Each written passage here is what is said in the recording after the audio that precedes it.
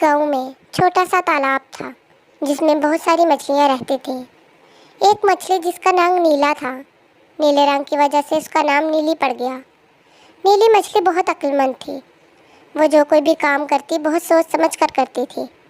ایک دن اس تالاب کے پاس 2 مچھیرے آئے اور ایک مچھیرے نے کہا، اوہو دیکھو تو کتنی ساری مچھلیاں ہیں، کل ہم آئیں گے اور ان سب مچھلیوں کو پکڑ کر لے جائیں گے۔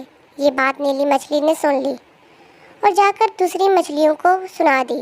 دوسری مچھلیاں نیلی مچھلی پر ہنسنے لگیں اور کہنے لگیں کہ اگر تمہیں جانا ہے تو تم جاؤ، ہم سب یہیں رہیں گے۔